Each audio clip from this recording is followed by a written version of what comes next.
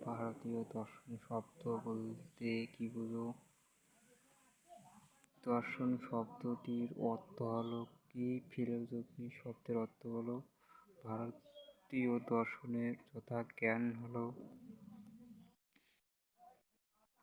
ভারতীয় দর্শনের মোট কয়েকটি পূর্ণ কথা